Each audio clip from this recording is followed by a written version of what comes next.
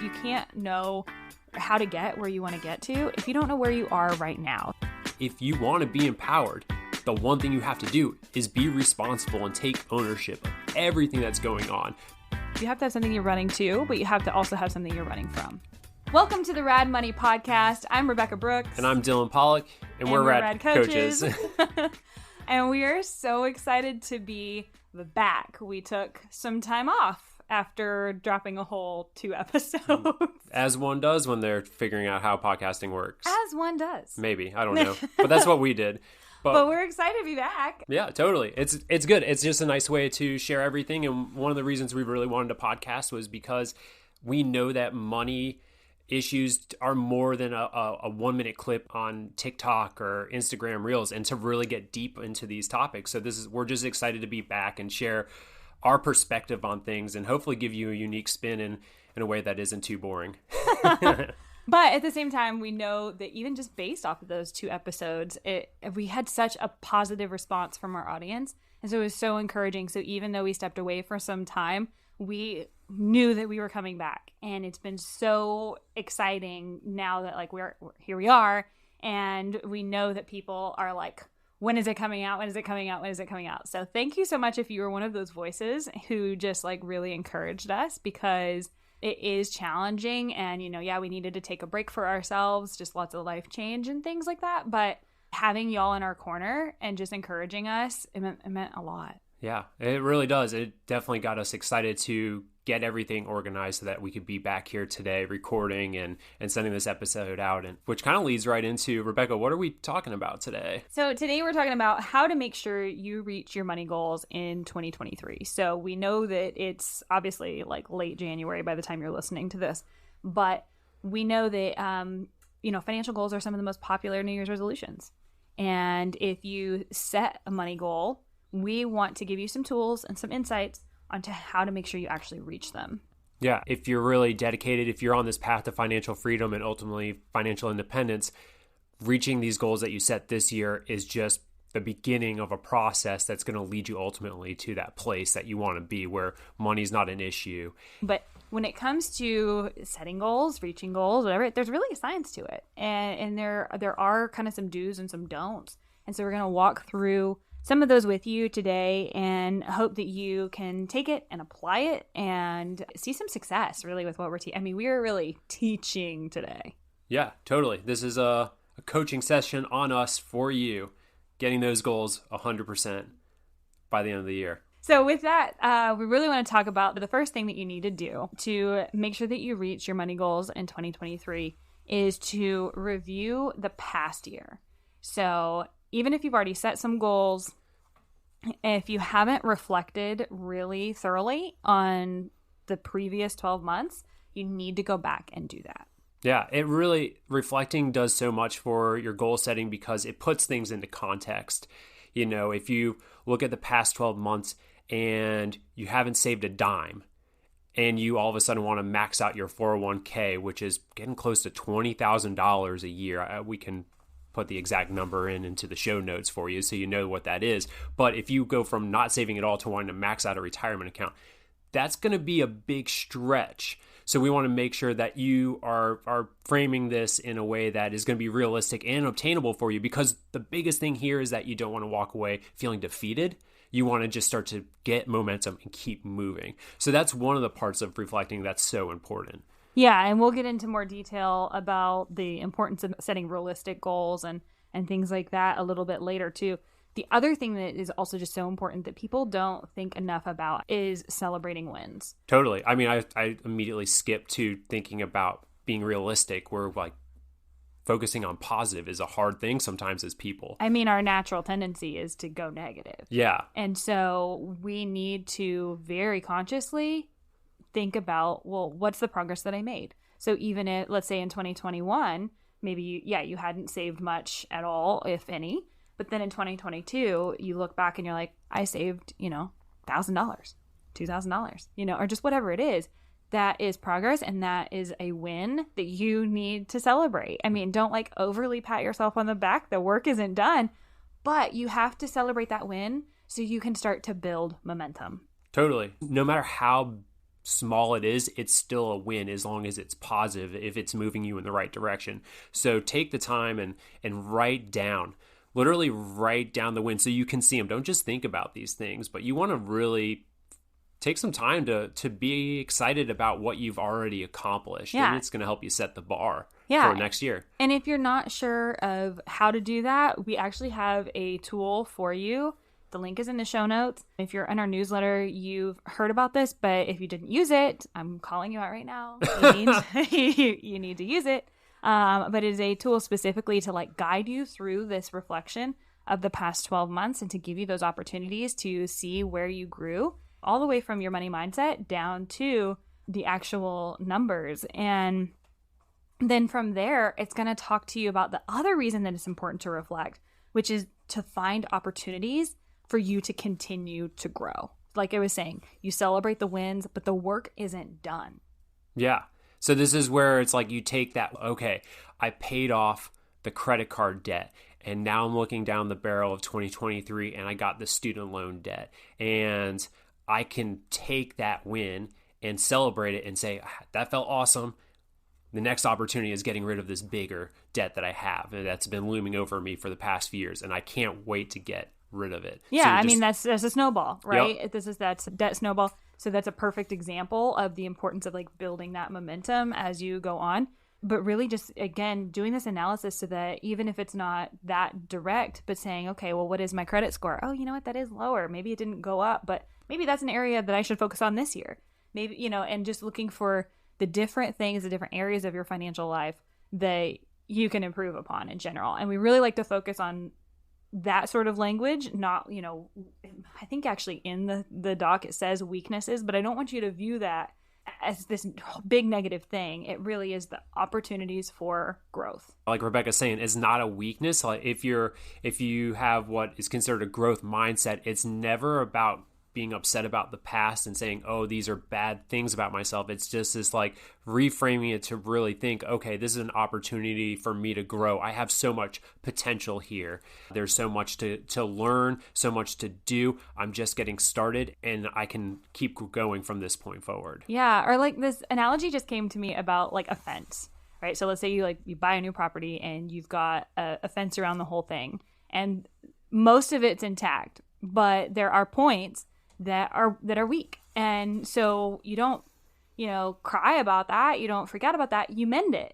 You just repair it and you just take those steps, right? So that type of a mindset is kind of what I want you to maybe think of is like, you're not, it's not a crisis. It's just like, it's opportunities to just make it better, to reinforce, to, you know, see progress. So if you haven't already, make sure to go to the link in the show notes. We have this really well thought out workbook that you should grab to help you reflect on your wins of last year, find room for opportunities for this coming year, and to even just take those goals that you've already set and bring them up another notch so that they're really crystal clear for you. And with that, you know, talking about the opportunities to grow and where you have room for improvement leads right into our next point, which is being able to take personal responsibility for everything that's going on in your life, the good and the bad. And this is so important for a lot of reasons. And I want to focus, I'll actually focus on the positive first before I go to the negative, right? Because I like my first instinct is, oh, let's talk about the negative, but that's just like the human instinct. So let's focus on the positive first, taking responsibility for the positive things like those wins, whether they're big or small. If you see them, take responsibility for it. And that doesn't just mean like, oh, I did this, huzzah, or like, hooray, whatever it is. Yeah. But like, look at what you actually did to make that happen. What actions did you take that led to this result happening? And realize like there were certain actions that you did that led to you having a win in the past year. I actually see this a lot in my coaching, and it's actually more so kind of though on the other side of it, where when people have these wins, they brush them off.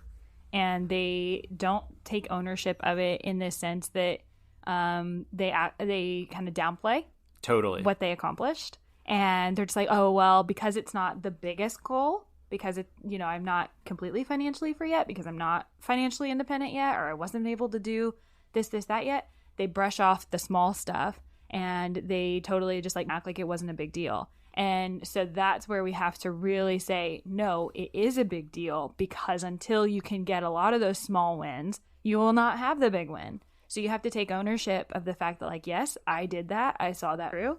And that is a big deal. Yeah. It just makes me think of like one of the first things that happens for clients is they get to the point where they're cash flow positive, where they're spending less than they make for the first time, or they've adjusted it so that they actually have extra money left over at the end of the month that can start going towards things that matter to them for the first time ever. And they're like, oh, well, I still haven't made any progress. And it's like, but that's the thing that makes you actually made all the progress. That's where the progress actually begins, is because now you actually have, like, a lot of people, it's like $1,000. That's not an insignificant number. And all of a sudden now you have $1,000 to start saving, investing, paying off debt, going out with friends, traveling, taking care of your family, whatever it is. But it's like that first step, like, that took a lot of effort. Well, and all $1 million is $1,000. Well, that's great. So, Yeah. just do it 1,000 more times, and baby, you're there. So It's so simple. I mean, like, you have to look at it like that, because if you can't repeat that small thing, you won't do the big thing. So you absolutely need to take ownership of those positives. I completely agree. Right. Yeah. Right. But you also need to take ownership of the negative. And I actually love this concept. It was something that I heard once, like maybe 3 or 4 years ago. And it was like, when you take ownership of a mistake, it means you can fix it. That paradigm shift broke me for a second. It was like, oh, if I don't blame the government for the things that are going on, or my parents, or for my boss for not giving me the raise, and whatever it is, if I blame someone else, they have the power. But if all of a sudden I say, my problem is because I haven't done something yet, that's incredible to think about. So that's where, when you find these weaknesses, these are actually opportunities for you to take ownership. yeah, exactly. And it's empowering. There's no other word for it. Yeah. I mean, that word is thrown around so loosey-goosey, and it's just to where it doesn't really mean anything anymore half the time. But this is 100% the essence of empowering. Yeah. Because you get to step into your power and your ability to, like we say, control what you can control, which is really begins and ends with you. Right. And you get to just say, what can I do to not repeat that problem, or to solve that problem. Yeah, well, it's like the essence of empowerment is to own something, right? Like, you can't be empowered unless you're an owner of this particular thing that you're dealing with. This honestly, like, transcends money. This can be any aspect of your life. Oh my God, yeah. But it, like, should. Please. It really should be. Add it to everything. But I mean, this in particular, it's like, if you want to be empowered, the one thing you have to do is be responsible and take ownership of everything that's going on, the good and the bad, no matter how uncomfortable it is. And this is something I try to remind myself each and every day, is I should do something that makes me uncomfortable. And if I haven't done something uncomfortable, I haven't been pushing myself enough. Yeah. And that's another lie that just circulates everywhere, is that, like, you should be comfortable with everything and you shouldn't have to be uncomfortable, but discomfort means growth. Yeah. And it's called the growth zone. Yeah. I think that actually, everything that you're saying right there, and talking about, taking ownership of the good or the bad, with that leads right into the next thing, which is you have to be able to completely remove ego from the situation. Like, you need to be able to look at your review that you're going to complete, because the link is in the bio, and you need to be able to look at that like it's not yours. I mean, yes, you take ownership of it, but as far as, like, your emotional response to it, you need to detach from that. Yeah. I mean, the good and the bad. Like, let's use all those wins. Oh, I got a raise. I maxed out my 401k. My ego starts to inflate a little too much, and I take it easy this coming year. Yeah, you back off. You back off. So, like, don't let the ego make you feel so good that it gets in the way of you continuing to make progress. Mm-hmm. On the other end, don't let your ego get in the way where you, like, end up feeling so bad about the situation that you start to downward spiral and you can't pull yourself back up. Your ego starts to protect you. Yeah. It starts to, create these stories where, again, you start to maybe push off that it wasn't your responsibility, that you didn't do it, that it has nothing, it's these outside conditions, it's all these sorts of things. So when you remove your ego from it, when you can kind of detach yourself from what is going on big picture wise, you enable yourself to have some clarity and to really start to say, what do I need to do? And it becomes just way more obvious when you can practice that. Yeah. So with that, removing your ego, being able to, kind of detach from the emotional side of things, it just allows you to be objective. Yeah. And that's really what you're looking for. Like I said, look at it like it's maybe somebody else's numbers and somebody else's information, and treat yourself like you would a friend. Really. Yeah. I think it's really important to be objective with your vision, because if you take yourself out of your situation and you looked at everything that was going on in your life, what would you say to you? Like, what advice would you give yourself if you weren't so closely connected to it? Sometimes it's like cliche, you can't see the forest from the trees. It's so true here, where you have to take a step back and look at a bigger picture than just like what's instantly in front of your face right now. Yeah. I think you're right that it does apply here. And part of what you're saying is, if it was somebody else, you wouldn't treat them like as critically as you'd treat yourself. Totally. I mean, I can admit I'm my own worst enemy. I am harder on myself than anybody is. And I'm sure that you can relate, and most people who are listening I think anybody who's human can. Yeah, it's like we're our nobody thinks about you as much as you think about you. Yeah. And they definitely don't pick you apart like you do. Yeah. So like, again, this kind of goes with the ego sort of thing, Yeah, piece 100%. as well, but it's like another layer that you can add on. Don't be overly critical about things that didn't go well. Like when people get started, I had a client and he was so upset. He's like, I should have started so much sooner. It's like, but you're starting now. Yeah. How great is it that you decided to pick up the ball and start running? And like, he didn't just pick up the ball and walk. He started running right away, and that was great. You know everything you know now, and you can't judge your past self. Yeah, you don't know what you know until you know it. Yeah. You don't know what you don't know. And I think that the thing is with being overly critical, it pushes you into those shame cycles that just nothing gets done then, right? Yep. Like when you're in a shame cycle and you're just beating yourself up, there's no progress there. Oh, yeah. It just doesn't help at all. It only hurts. And so really need to tamp down that natural tendency to be really self-critical and to judge yourself for past mistakes, what's not going well. Don't judge yourself for it. It just is what it is. That's the detach. Right. That is it right there. Don't judge yourself for it. It just is what it is. Now, how do we move forward? Right. But on the other side is don't give yourself too much compassion. Totally. This is something that people can just say, it's okay, I made the mistake, and it's all right because, Excuses. The economy, my boss. Again, we're giving You're other people... disempowering yourself. And we're giving other people ownership, but in the process, you're giving yourself a pass. So not giving yourself so much compassion, making excuses for everything. We want you to show yourself compassion just to an extent. Right. So you can't get to the point where you give yourself so much slack that you just repeat the same mistakes over and over and over again. You have to be honest enough with yourself and be able to detach that ego, detach that emotion, so that you can actually say, you know what? Yeah, I messed up and I'm not going to beat myself up for it, but I also know that I have to solve it. Yeah. I know that I have to fix it.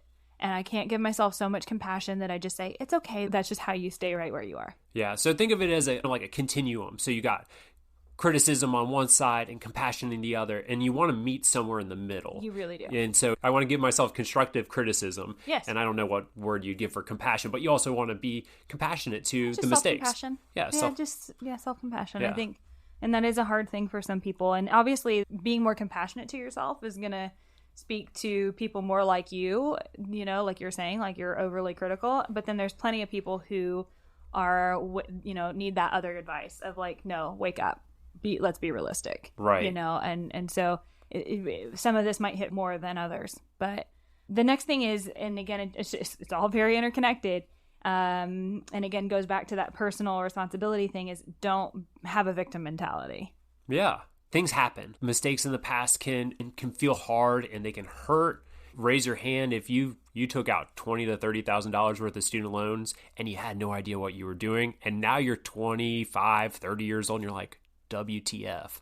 Yeah, and so avoid saying things like, the system is out to get me, and all this kind of stuff, because, again, that just disempowers you. And it's not that you're wrong or that I even disagree with you all that much, that there are problems with the system. But when we just start to push that blame and just say, I'm just a victim of all these things, we, again, we're disempowered, and we're unable to see ourselves as the victor in this situation when we're a victim. So we don't take the action that's necessary to get out of it. Yeah. And so, I mean, just on the other end of that is personal responsibility again. It's just like it's coming through every time. If there's one thing that we want you to realize is that it's our choices that we make that lead to these sorts of things. Yeah. Everything is just about the choices that you make, good or bad, and being able to look at them objectively and decide if you want to change it or not. So that's the point of the reviewing your year. So the next thing after you've done all of that is to visualize your future. And this is such a fun exercise. We like to do this with all of our clients. Once you really know where you're at, and like this is actually part of our process. So like we're saying, we are 100% teaching you today. But part of our process, so we say that like the first thing is to take a bearing. Like you can't know how to get where you want to get to if you don't know where you are right now. So it's very much like it's a navigation, call to navigation skills and map skills and all that. But you want to take a bearing and figure out where you're standing right then and right there. The next thing is you need to figure out where you're going. And only after you figure that out can you navigate to it. I like this concept of visualizing your future and saying, okay, well, Christmas was a couple weeks ago. So we think about the Christmas Carol. And, there is the ghost of Christmas future in particular. And he shows Ebenezer Scrooge the future if he continues doing what he's doing. And then, bounce back to reality, he snaps out of the dream, and Ebenezer's like, no, I need to change because I don't want that future. That future is so scary to me. It's so terrible, right? And so we're kind of doing that same thing of saying you have to look at like, if nothing changes, where would you be headed? But alternatively, where do you want to go? Yeah. And so really what's great about that story that you may not realize is that you want to have a positive goal that you're reaching for, but you also need to see if you continue your actions that you've had last year, what would happen a year from now if you just continue down the same path. You want to really paint this picture out in a way that scares you and makes you want to run away from. You want to have something that you're running away from. Well, and that's avoiding. That's why I think, like, honestly, even a year is too short-sighted. You need to say, okay, 10 years, 20 years, 30 years, 40 years. If I keep not getting serious enough about things, and I'm not saying this to stress you out, it's just to say, hey, reality, because we struggle to think really long-term like this, but you need to say, what is that worst-case scenario? And it's like, yeah, that's bleak, and that's dark. But you do need that as a motivation. Like you have to have something you're running to, but you have to also have something you're running from. Exactly. Yeah. It's a key piece that's missing, I think, with goal setting. And this is a little secret sauce stuff, that setting the goal is important, but understanding what you're running away from is just as valuable, because you got to have motivation. There's multiple ways to create motivation. So you're layering this on, and it's getting deeper when you set this fear into your goal setting. Yeah, and it's healthy. It's a healthy amount of fear. Again, It's not paralyzing fear, but you do need to say to yourself, ask yourself these questions. Will things get worse? Okay, and answer that honestly, and answer it without judgment, and don't be overly critical, but you need to honestly say, if I keep doing what I'm doing, will things get worse? Right, and you shouldn't be scared, because you're going to take ownership of everything, and you can take the necessary actions to get out of this there future. You go. Then the other thing is to take that question, and then I want you to write about it and get really detailed and like describe your future in this scenario of if you stay on the current path. Okay? And then that's going to be what you're running away from, because if you don't have that discomfort, you won't push as hard for your goals. You just won't. If you feel like there aren't any stakes to you doing nothing versus taking action, you're just going to do nothing, right? You're just going to should yourself like crazy. Oh, I should do that. I should do that. I should do that. This is saying this is why you need to do it. It's not just other people telling you.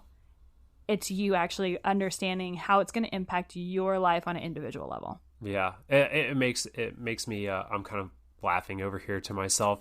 It reminds me a story I heard of a parent whenever their kid asked for ice cream. They're like, "You want some diabetes with that ice cream?" Just kind of scare them a little bit. You need to understand what's at stake, kid. Yeah. You need to know what what path you're going down right now is sugar addiction. That's hilarious. But yeah, so then the other side of that is, of course, creating the life that you actually want to run towards instead. Yeah, let's the good stuff. The good stuff, the positive stuff, right? Being able to write about that as well. Get really detailed. Describe your future self in this scenario. So this is a really fun thing.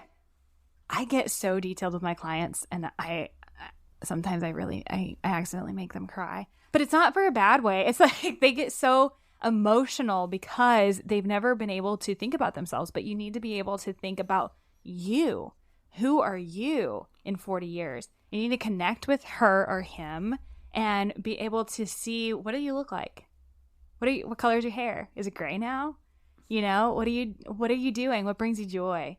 And how are you spending your day? And it can be a very moving exercise, but you need to connect to that version of yourself so that you can start to take those actions now that's going to say, hey, I see you and you're going to be taken care of. Right. It's like, who do I want to be? And what does that person do to be that person? What have they accomplished to be that person? Well, that's higher self stuff. I'm legitimately talking about like just acknowledging that one day you are going to be an older self and you want to retire and you just see your little gray-headed self. Oh, okay. And yeah. that there's food on the table. And that it's not a cat food retirement, which that should be in your nightmare version. Google it. It's legitimately just being able to connect that, like that emotional just connection of like, yes, I will be an older self version of myself one day. And so what do I need to do to make sure that they're taken care of? Yeah. The more that you can get that detail, the more likely you are to take steps to take care of your future self, because the act of saving is imagining yourself 30 years down the road. I'm putting this away for me, not today, not a week from now, but maybe 30 years down the road. It's such a cool thing to connect to. It's like nothing else is to say like, I'm saving this for future me. Then it's mind-boggling. That's why I'm struggling to get through it. That's why I'm saying it's a very emotional exercise that I run through people with. So I challenge you to take this and try it for yourself and really just close your eyes, visualize it and whatnot. Also consider a vision board. We have a great blog and Pinterest about creating a vision board to help you really bring this into like full fruition of what your goals are. Get visual with it. But this is also all stuff about like talking about future self. That's why it's really challenging for people with depression, anxiety, ADHD to reach goals, is because it's really hard for them to see themselves 30 years down the line. It's really hard for them to visualize, the next couple days. Yeah. And, their mind just doesn't work that way. And so if you struggle with any of that, highly recommend check out the Vision Board blog. I talk a little bit more about that in there, but you really want to get detailed here and build that part of your brain. Yeah. And I think we'll talk about this a little bit more in a bit, but also if you're struggling to connect with someone that's 30 years down the road, connect with you next week. Start small. Literally connect with you at the end of the day. If it has to be that way. But totally.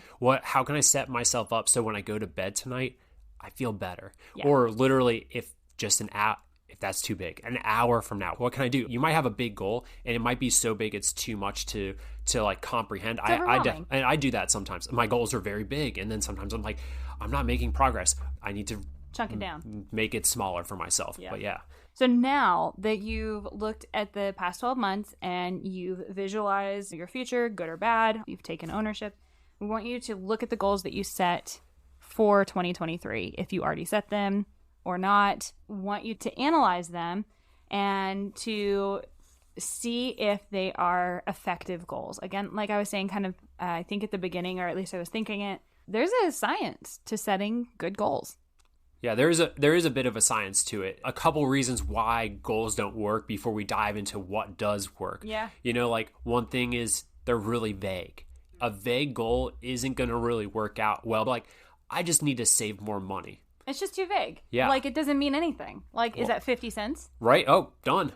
Put that in put that in the piggy bank. We Great. nailed that one for the year. Or I need to be better with money. right. Oh, what does that mean? Well, yeah. I mean that can mean a lot of things, right? Like, Yeah. better with money could be saving more. It could be improving your Be credit spending. score. It could be so many things. Yeah. Like it's just too vague to the point where you don't know what to do. Right. The reason vague doesn't work is there's no end point. There's no horizon that you reach and say, I got there. I did it. And again, like the action steps, like it's just, if it's vague and it's just like, I want to be better with money. Well, that's just so vague that you just don't know what to do. Yeah. There's no action there. You just are like, okay, great. I told myself I'm going to be better with money. So bibbity bobbity boo, whatever. And it's just like, doesn't work that way. So there's a science to it. You need to make sure that it's not vague.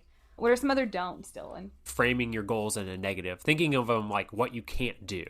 You know, if you a good one is talking about diets, it's like, I can't have cookies, I can't have pizza, I can't have sugar, hamburgers, I can't eat comfort foods. That's going to be a lot harder because you're going to always be thinking about everything you can't do opposed to what you could be doing. It's or like, can't have. Exactly. Yeah. But it is saying it's like what you can do, not what you can't. Because can't is very much like that scarcity mindset and that sort of thing. And then what's funny is when you think about it that way, all you want is the thing you can't have. Exactly. So it's just bad goal setting. Let me just put like a red button in front of you and say, you can't touch the red button. It's like, yeah, good luck with that. All I want to do is touch that button. Yeah, so that's really, really important. Any other don'ts? I'm trying to think. This one's kind of hard because I'm so like, well, this is just how you do it. Well, this leads into like some of what we're about to talk about, but don't set goals that other people want for you.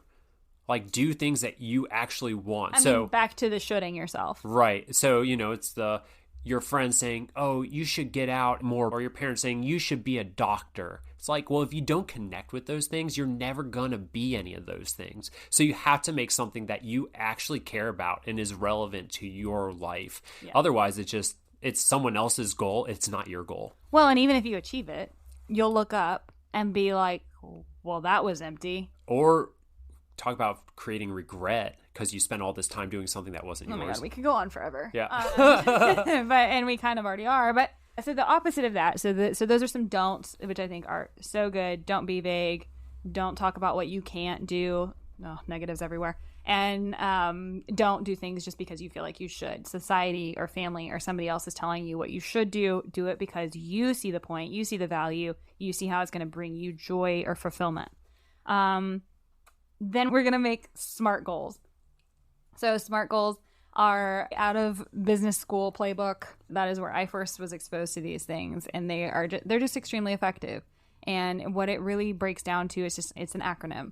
So the S in SMART means specific, the M is measurable, the A attainable, R is relevant, and T is time bound. So you can hear right there in that first one, that's what Dylan was talking about. Don't make it vague. Right. Yeah. So that's I want to max out my Roth IRA this year. That's very specific. It's very specific. When we start to talk about money too, it also, for us at least, we find it very hard to split specific and measurable. But measurable is the amount when it comes to money, at least. Being able to say that for a Roth IRA. I think it's $6,500. Yeah. So if it's $6,500, then you know that like I need to max out my Roth IRA. And it's $6,500, right? So that's measurable. You know exactly how much that you're going for. Or if it's weight loss, right? You want to say that it's like, I know that I want to lose 5 pounds. So you need to put something in there that makes it measurable. It's just very, very easy to say when you made it, when you didn't. Right. It's a clear line. Yeah. Exactly. The next thing is attainable, which I always confuse with my R because in my head, attainable just means realistic. Yeah. Attainable being, do you have... If you look at your cash flow, if you look at your budget, can you save a little over $500 every month to max out a Roth IRA? If you can't, are you able to move things around so that is a possibility? Yeah. To me, attainable means realistic or doable. Yep. And even if it's like in the moment it's not, then that is just a cue to you to say, well, how do I make it happen then? If it's like in my current situation it's not possible, what variables can I tweak and change to make it a reality? But attainable needs to be something that you're not shooting for the moon. You're not saying I want to be financially independent by the end of the year, and I started now. That's not realistic. It's not going to happen. You just have to be realistic. Totally. And then from there, you want to make it relevant. So relevant means doing it for you, and it needs to have to do with like your life as it is right now. You know, eventually that can change and evolve, and it will, but it needs to be relevant to what's happening in your life right now, and you need to be able to emotionally connect to it. Right. I was going to say the big thing with that is just, is it something that excites you and gets you going? Because if it isn't something like that, the likelihood of you doing this goal is little to none. You know, we were just talking about this the other day. I only do things that I love. I'll give you 110% the things that I'm interested in, but I'll give you hardly over 1% if I could care less about it. So these are these things that you would give 110% about, and that you're really excited. Otherwise, it's going to be a lot harder. Yeah, you see the point in it, you understand what the payoff is going to be, and you're doing it for you. Yeah, and taking a step back to some of the stuff we talked about earlier, if you're in this place, you know you should be doing something. Well, paint out the picture a little bit more. Can you get yourself to the point where you realize, hey, this is actually very important. I am excited about the payoff at the end of the road. It might be difficult, but it's okay if it's difficult, but you just might need to connect with it a little bit harder. You have to find your why. Yep. Yeah, you have to really connect with that why and visualize what it would be, what it would feel like for you to complete the goal, to reach the goal. Yep. You know, achieve it. And then finally, time bound. So time bound is critical for benchmarking and being able to say, okay, well, if I want to, let's just stick with the Roth IRA example. If I want to save this much money by the end of the year, then that means by the mid-year mark, I need to be here. But break it down by quarter, break it down by month. And then you can be able to check in with yourself and say, well, how am I doing? And if I'm right on track, then fantastic. If I'm behind, can I speed it up? What changes do I need to make to still reach the goal? So that's where you really start to be able to break it down and say, what is it that I need to do? Yeah. So if you've already set your goals for the year, this is a good opportunity just to revisit them and ask yourself, did I set SMART goals? Are they personal to me? Are they specific enough that I know when I'm going to reach that goal? And then they're positive, that I'm excited about it and I'm not thinking about the things I can't have, but I'm looking forward to the things that I am going to achieve through this process. Yeah. So take the goals you wrote down, see if there's any reframing that needs to be done, some tweaking to your goals, some fine tuning, making it more specific, adding a timeline, all that sort of stuff. And then really what we want you to remember that it is going to take a while. You know, how do you eat an elephant, Dylan? One bite at a time. Exactly. So it's about small, consistent steps over time. And just being able to, like we were talking about before, celebrate progress, build that momentum. Yeah, I think of progress over perfection here. It's like, you know, if you think of a month and you've had 27 great days in the month, and you had 3 mistakes, you know, overall your batting average is a lot better than if you hadn't done any of those positive moves at all. Yep. And I should stay away from sport references. Like, you should know this about, you shouldn't touch because them. I'm very unsporty. What is sports? But I tried it out. Dylan's a rock climber. Yeah. Okay. But anyways, he has his thing. But you get where I'm going sport. with this. Just, again, we got to look at the forest from the trees. We got to make sure that overall most days have been really good. Even if they're not, honestly, even if they're not, I don't care. Just focus on the ones that were. Right. And try to repeat those conditions. Like, I don't care if 27 of your days were crap, but what about the 3? What were you doing on those 3 that made them really good? And build on that. Yeah. Then you would say, can I have 4 days next month? Yeah, exactly. That's it. Because it's just baby those small steps. benchmarks. Yeah. So we're really building out that attainable, that A in the SMART goals with this. But if you set this really SMART goal and you say, okay, it's specific, it's measurable, attainable, relevant, time bound, fantastic. But what you need to then look at and ask yourself is, what are the smaller steps that I need to get to make that happen? Because that's a really good goal. And even if it's totally realistic based off of like how much money you make and your expenses and stuff like that. But what are the things you need to do? If you don't use a budget, you probably need to use a budget if you're going to start sending hundreds of dollars towards any sort of account, right? On a monthly basis. You probably need to master your cash flow. You might need to say, is that really the best use of my money right now? Should I be focusing on that, or should I be focusing on my debt or other things like that? So you need to make sure that you're actually looking at what are the steps that I need to take to get to that point. Right. And break it down. Yeah, and I think what's nice about breaking down a big goal, such as maxing out a Roth IRA account, is that if you set these, like, if every month you want to hit a specific number so that you get to maxing out a Roth IRA at the end of the year, every month you get to celebrate a small win. These are micro goals that you're hitting along the way that keep you motivated, because it's kind of plays into our psychology as humans. Like, the more good that happens to us, the more likely we're going to repeat the process. So if you hack that dopamine, baby. Exactly. Like, we want to make sure that hit. Especially with these bigger goals, that we find the opportunity to celebrate along the way so that we keep going towards it. Because if you're asking yourself to do something huge that you've never done before, it's going to take time. Yeah, you have to do things you've never done before. And then we really want you to look at why you haven't gotten to achieve this goal before. You need to say, okay, how am I going to get there? Well, maybe I probably need a budget. I probably need the cash flow. Is this really the thing I should be focusing on? All that. But then you also need to start to say, well, what are the things that have prevented me from doing this in the past? And so that's the causes. So don't look at the symptoms, look at the causes of why you're at where you're at right now. And that's going to, again, just show you what you need to really do and what you need to change, as opposed to just saying, well, because I didn't have the money. Okay, well, why didn't you have the money? That's what you need to look at. Yeah. What are the habits there? Did you eat out too much? Did you just not use a budget? Do you like, Amazon a little bit extra? What is it? Yeah. Did you not have a retirement account to put money into? It could be that simple. Yeah, it could be. Right? It can be very simple things sometimes, and it's just a matter of taking that first step and looking at what the underlying issue is. Yeah, and so that leads to the action steps. So even before you get like super nitty gritty, if this is overwhelming to you, or you feel like you just really want somewhere super easy to start, it is as simple as just paying attention. Yeah, which is also very hard. Right. In this world. It's the easiest and the most difficult piece to this all is. But we're bringing it back to the beginning. You need to observe what you're doing each and every day with your money. And with that total empowerment of, I get to choose if I'm going to do this or not.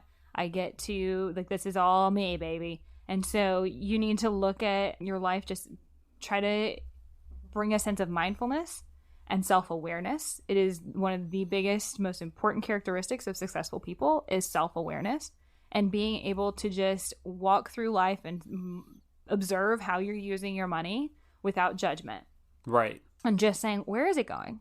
What is happening? Why is that? And just asking innocent questions without judgment of the answers. And that's where, like, that's the easiest place for you to start. Yeah. And I say this with the, like Rebecca just said, don't judge it, but like also think to yourself, is this really adding value to my life? That's different. Okay. Judging yourself is you, again, it's into that critical brain and saying that you shouldn't do this or all these negative thoughts. But you need to be able to say, is it worth it? Is this something that I truly want? Yeah. Is it going to bring joy? That sort of thing. Right. That's completely different from judging yourself. Okay. It's just saying, like, if you're just walking through life and you're like, oh, I'm going to, just like hop on Amazon and buy something, right? Well, it's just a matter of taking pause and saying, well, why am I doing that? And being okay with the answer one way or the other. But then the follow-up question just could be, is this something that is really going to add value to my life? That's kind of the next level to it. Yeah. And just observing, like, again, answering that question and just observing it for what it is. Yeah. Why is it going to bring joy to your life? That's another question. Okay, is it just because of the satisfaction of buying something? Look at that. How about a month from now after you bought it? Yeah. Is it still as valuable? Yeah. As it was the first day or the right after the moment that you bought it? Yeah. Is that going to really pay off a month, a year from now? And I like to think about how much time does it take to buy something like that, Yeah. If I'm buying a new puffy jacket because it's the dead of winter, I had to work for how many hours to afford that? Or should I just like throw a patch and throw my jacket back into the wash and be okay with it being an old jacket? I used to do this to my staff all the time when they would our background is outdoor retail, and everybody just, we love the gear. We're all a bunch of gearheads. And I was just annoying the crap out of them back then, saying like, well, do you really need that? Trying to help them understand this whole thing of like, time is money, money is time. And I'm like, you've got to work for me this many hours to be able to pay for that. Do you really want to do that? That's hysterical as a boss. Like, this is how much more time you got to spend with me, bud. I'd love to hear what they thought about that nowadays. That's hysterical. Like, imagine if your boss is like, you know what? Because I imagine like you just hear stories like, oh, you join a sales team, the boss is like, buy the nice car, get the nice house. But you're on the other end saying like, is it really worth that? I thought you were out here to climb more, not buy jackets. Yeah, not say, oh, I need that extra shift, Like, think about it, bro. Yeah, ultimately, self-awareness is what we're really talking about here with this particular tool. This is something that you can have in your toolkit. No matter where you are, you don't need to have a spreadsheet, an app. You don't have to keep notes. You're literally just observing what's going on with your money. That's what we're talking about with this particular tool. Some real yogi stuff. Yeah. So that's step one. But then, you do need some actual tools, though. I mean, let's be honest. I mean, it just is what it is. Right. No one accidentally became a millionaire. People who talk about like, oh, you don't need a budget. Bro, it's still a spreadsheet. You just called it something else. Right. Like, don't, I ain't stupid. Yeah. But they think you are when they say that crap. I swear. It drives me crazy. But I think you're really smart. And I understand that you do need tools that just make sense to you. You need to be able to master the basics of a budget and a cash flow. Right. These are foundational things. And I'll say if you don't like the idea of a budget, I know from experience working with clients and even through ourselves, you use a budget for a while and you'll master the budget and you won't have to use it as much. But it is a tool in the self-awareness toolkit that allows you to say, how much money am I bringing in every month? Where is it going? Mm-hmm. But maybe I'm getting ahead of myself. I have a plan for my money. I'm being intentional with it. But then you get to observe, where's this money coming and where is it going? And maybe I need my actions to be different if I want to actually align my spending with my values and my goals. Oh, yeah. Yeah, totally. And then from there, it's, well, how do I do that? What are the principles of budgeting? How do I really make sure that regardless of what tool I use, I'm getting the most of it and I understand what the purpose is and how to make it work. But you have to master the basics of it. You just have to have a plan. Right. You can't live an intentional life without a plan. It doesn't just happen. It's not, again, this is not a Disney movie. It's not just magic. No, it's not magic. You got to put in the work yourself. And so this is a foundational tool like we've been talking about, understanding your budget, knowing your numbers, understanding your cash flow, your ins and outs is going to lead to you reaching those financial goals by the end of this year for sure. And so we have a nice tool for you. If you're interested, we have a budgeting cash flow course. So you will get access to our tools that we have created for our clients that it encapsulates. There's a budget, which is really well thought out with tracking, and it is like the best spreadsheet budget.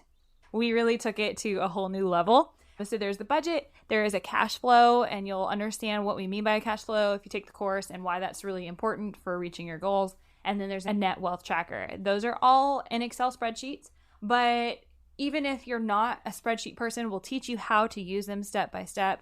But even if that still stresses you out, the lessons in the course translate. Yep. Yeah. No matter if you take it to pen and paper or you just want to use a budgeting app because of the convenience of uploading everything that way, you'll at least know the foundational skills. These are the building blocks to being successful with your money here. So you can't skip this step if you got big goals for your money.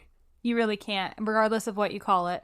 A budget is necessary. And we really love this course. This is something we put out at the very beginning of last year. And we hope that you'll check it out. If also you have heard everything that we've talked about today and you think it sounds wonderful, fantastic, but you still don't really know where to start, doing it on your own is hard. We did it on our own. It's possible, but it sucks a little bit. So if you want some help reaching financial freedom, we hope that you'll reach out to us. Hit the link in the show notes to book your free discovery call, chat with us, get to meet with us, talk to us. We love to meet you as well, but talk about what your financial goals are and how we can help you get there. But that is everything we have to share with you guys today for this first episode of 2023. Yep. And the first of many episodes of 2023. Our goal is to drop a podcast every other week. Mm-hmm. And we're just going to see where this journey takes us. But we're really excited about getting back to the podcast format and sharing everything that we know and love about finances with you. And if you have anything that you want us to talk about, please do drop a comment. If you enjoyed today's episode, please be sure to please subscribe so that you find out whenever we drop a new episode. And please leave us a review. Your support is everything. We want to hear from you. We want to know what you're thinking. We want to know what's important to you when it comes to personal finances. So until next time, I'm Dylan Pollock. And I'm Rebecca Brooks. And we're Rad Coaches.